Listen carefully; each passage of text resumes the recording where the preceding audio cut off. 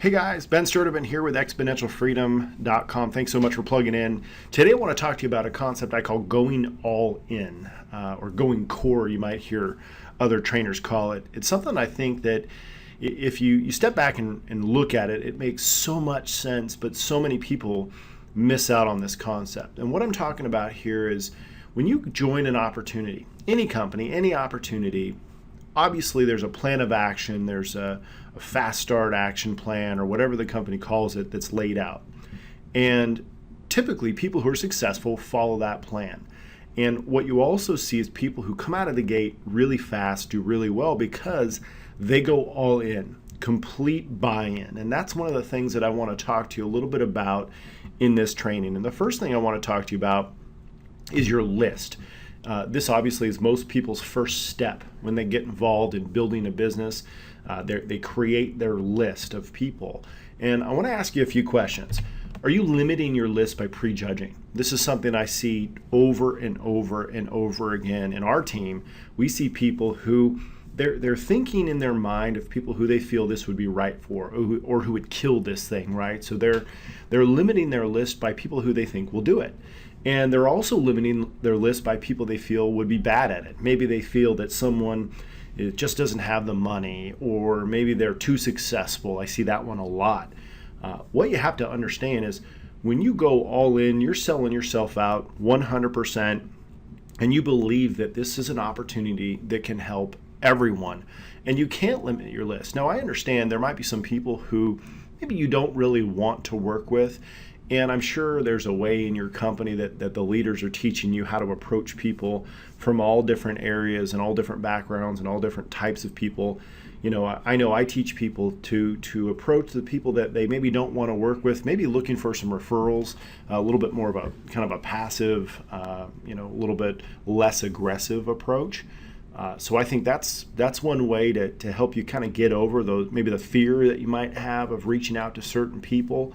But don't limit your list. You got to go all in and understand that you've got an opportunity that can help people. You obviously believe that, or you wouldn't have joined your company in the first place. You believe in the product, you believe in the income opportunity, you believe in the overall opportunity, and it's not up to you to decide whether this is right for someone else. It's up to you to expose it to people and let them look and judge for themselves. Now, I want you to feel comfortable and understand that you don't necessarily have to go out and hit everybody with a business opportunity. I know maybe the old school way was kind of the 3-foot rule. I really don't believe in that. I believe in being a professional, but I believe in creating a list of everyone that you know, and then from there, approaching the people on that list how you would normally approach them. Let me give you an example. Let's say that you're approaching a really close friend of yours that you could talk to about anything. Well, you could approach that person a very easy way. Say, hey, Joe, I got something I want you to take a look at. Just shut up and look at it, right? There might be a family member that maybe you don't really want to work with a whole lot, that is kind of lazy and not your typical prospect. But you know what? She might know someone, he might know someone that they could lead you to that could be very successful. So your conversation with that person might be, hey, Aunt Sue, I know you're not really interested in any type of business opportunity or anything, but I could really use a referral. I've started a business and I'm looking to get my business launched. So that's another passive way. Maybe you know a professional, someone you do business with. You could say, hey, Joe, business owner, I'm also launching a business here in the area and I'm looking to network. Would it be okay if I share with you what we're doing? I'd love to get your feedback and maybe you could refer me to someone. See, what I'm doing here is I'm kind of breaking down the traditional limitators of list creation. What I see is people thinking that, I don't want to go talk to that person because, and if you can eliminate those reasons and just understand that, we're going to approach people in a very comfortable way. That's comfortable for you, that's comfortable for them. And our goal is not to hit them with an opportunity. Our goal is not to get them in our business. Our goal is simply to expose and potentially find someone that's very excited about what we're doing. So when you go all in, you're not limiting your list. You're excited to present this to everybody. But again, don't worry, you're going to be doing it in a way that makes a lot of sense. Next, you got to ask yourself, are you a secret agent? I see this a lot, right? Where you're out there and you've got your business cards, right? You've got your product or service, you've got all this opportunity, but you don't tell anyone about it. Okay. Now, I'm not saying you need to do that 3-foot rule thing. I'm not saying you have to, go out there and beat down the doors of every single person you run into and shove your business in their face. I don't think that's professional. I don't think we should do that. I don't think you need to do that. But I do think you should be networking. Like any traditional business owner, if you're meeting new people, are you putting those people on your list and going back and asking them in a comfortable way, comfortable for you, comfortable for them? Are you asking those people if you can share some information about your business for a referral or for them specifically? It doesn't matter.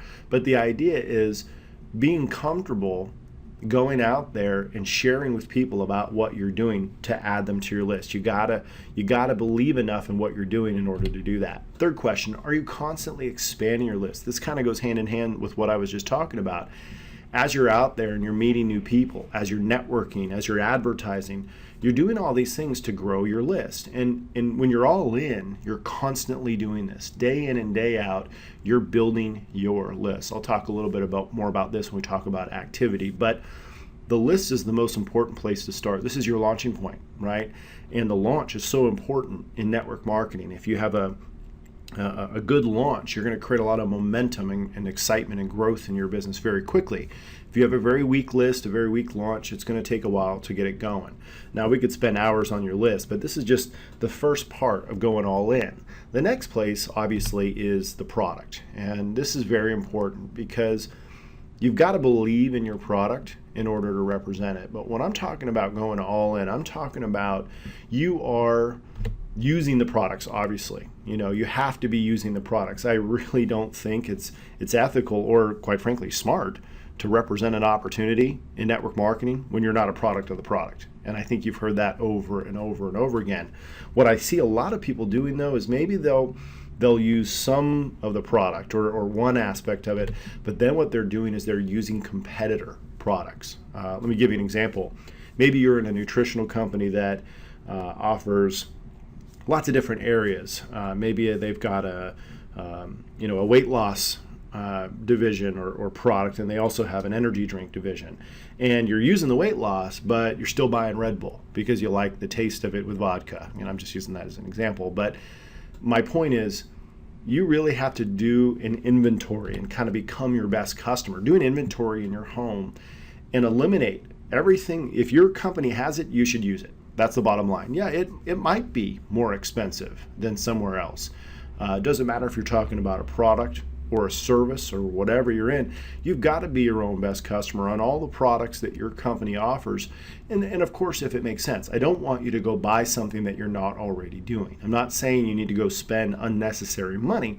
What I'm saying is, if you're spending it already, or if there's a product out there that's similar to the one your company offers, you need to have it. This is a really strong indicator. When I'm working with someone, I'm judging how committed, how all in they are with their business, whether or not they're using our product. And if they're not using it, then I've got a real strong indicator of how serious that person's commitment is to their business.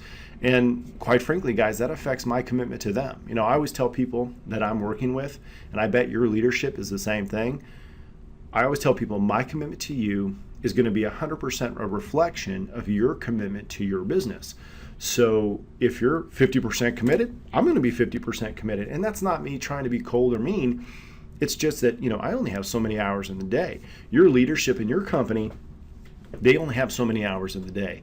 They can't be out there helping everybody. So they want to, they'd love to, but they've got to kind of prioritize. And product users, committed all-in product users are obviously people that they get the priority because they've proven they're following the system, right? And I'm sure in your Fast Start launch pack, it has some sort of, step one, get on your product and be your own best customer. I think that's kind of a no-brainer. Now let's talk a little bit about events, okay? Events are what really tie everything together. Opportunity meetings, webinars, these kind of things can certainly build a team, but it's the big events, the live events that really bind the team together. The first question you have to ask yourself, do you attend local meetings? Do you attend national events? Are you plugging into conference calls whenever they are? See, what a lot of people do is what I call convenience network marketing, which means they get around to their business when it's convenient for them. And what they tend to do is they tend to push their network marketing events aside if something else comes up. And again, when we're talking about indicators of team members and their commitment and going all in, this is another thing that I look for. We do webinars quite frequently in our team, and I always look. If I'm working with a new person, after a period of time, if they fade away, that it happens. So I don't really judge that. But if I'm working with a new person and I'm launching them and we're in their first week or two and they're not in every webinar we're doing and they're not on the conference calls and I don't see them at local events, again, every step they take back away from their business, I'm taking a step back away from my commitment to them. And this is something that's so important, not just so you can get support from your leadership. That really doesn't matter. It's so important for you to keep you in the game, to give you the support structure, support system. Every network marketer needs a support system to plug into, and your live events are your lifeline to support in your business. They're your lifeline to sticking around in the business so that you can be successful long term. Events are the most important thing that you can plug into in network marketing, guys. My first 3 years in network marketing, I did nothing. I did absolutely nothing.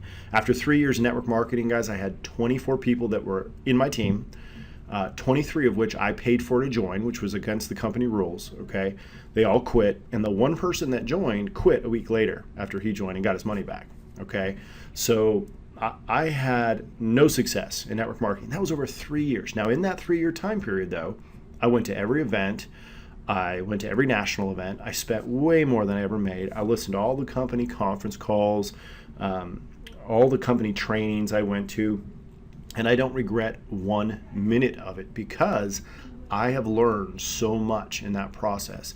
Those events kept me learning, they kept me growing, and when I was ready to take my business seriously and actually get out there and do it for real and stop pretending, stop being a secret agent, stop prejudging my list, stop not showing up.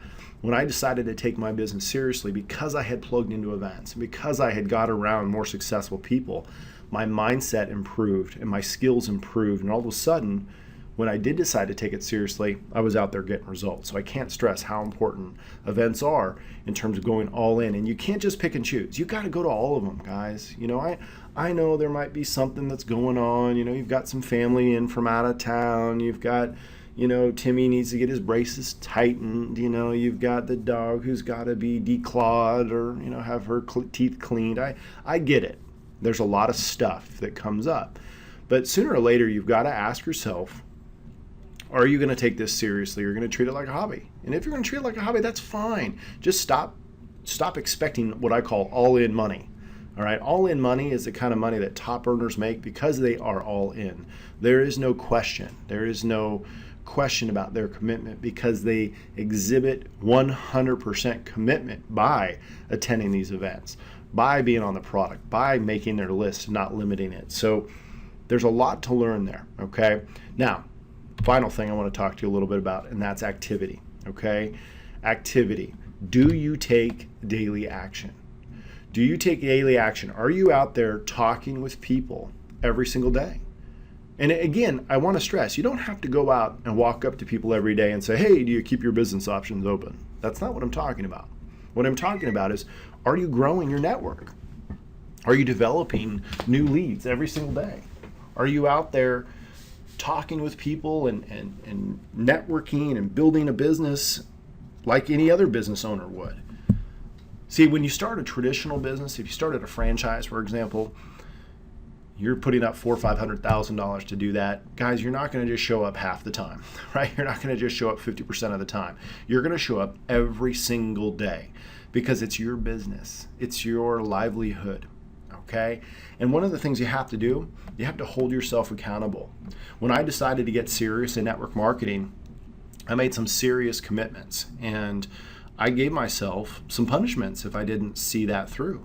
I also gave myself some rewards if I did. I would encourage you doing that. And one great way to hold yourself accountable is to share what your goals are with your significant other, or if you don't have a significant other, a family member, somebody you're close to that you can make some promises to, or let them know what your goals are, so you can have a little bit of kind of an accountability partner, if you will. This could be someone in your upline, could be someone cross-line to you, someone, I would prefer you stay in your line of sponsorship, go to your upline leader for the help, or a family member, but hold yourself accountable. And then the key from here is the consistency. And this is, I think, what separates people who are successful in network marketing on a large scale from people who just get a little bit of results. And that's the daily consistent activity over a sustained period of time, over and over and over again. Guys, I've been with my specific company now for 6 years, and I've been the top income earner of this company for 3. And the reason that I was able to do that is because I'm having the exact same conversations that I had 6 years ago today. When I enroll new people, I'm having the same conversations. Now, so there's some people out there that think that, doing the same thing over and over again, that sounds crazy, right? It's insane. But if you're getting the results that you want, it's not insane. All we're doing is compounding and making more and more and more and helping more and more people. That, guys, is smart. It's consistency with the activities that produce results. And these activities are generating new people on your list. It's exposing new people to your information. It's following up to those exposures and pushing people on to further exposures. It's getting decisions. It's training new distributors. It's gathering new customers. It's training, your team on duplication and these processes of building the business. All of these activities are things that have to be done in our business, but they have to be done every single day. And they have to be done consistently. Okay, now I don't have anything wrong with setting a 90-day, 60, 90-day game plan and producing some massive action and effort, and then taking some time where you maybe don't produce the same sort of activity, but you take different activity. You never stop working your business. You really don't. But what can happen is maybe you produce a 90-day game plan here and you're out there recruiting and you're adding people to your team. And then once you've hit that 90-day goal, now what you do is you take a look at your results and maybe you adjust for your next 90-day plan, but you're also helping and supporting. You're playing a little bit different role to your team. But see, that support and help and assistance, and you're doing some conference calls and three-way calls and validation calls, and you're doing all these things with your team at the end of that 90 days. And then for a period of time, then you start another 90-day plan. But you don't disappear for a week. You don't stop plugging into the calls. You don't stop, generating new people. This is what we're talking about. It sounds like a lot, but you know what? It's really not. You can be all in with 10 hours a week. Realistically, I think you can. I don't think any less than that, it's going to be hard to really be all in. But, everything that you do, you can be fully committed to it if you believe in it. And if you don't, typically where I find that problem is maybe you have a little bit of a bad feel on network marketing, or maybe there's something wrong with your belief in the company that you're in or the product. And if you want to be successful in the company that you're in, you've got to address that. It could be yourself too. Maybe you don't believe 100% in yourself. Your company, an opportunity, yourself, network marketing, those 3 areas are something you really have to commit to. So to commit to going all in with and really selling yourself out on. And that, again, we'll do another show on that. But hopefully this information was useful to you guys. Go all in. Have some fun with it. It becomes a lot more fun when you really get all in your business. And trust me, if you do that and you do that consistently and you teach others to go all in, you're going to get the results that you want in network marketing. Thanks, guys. Have a great one.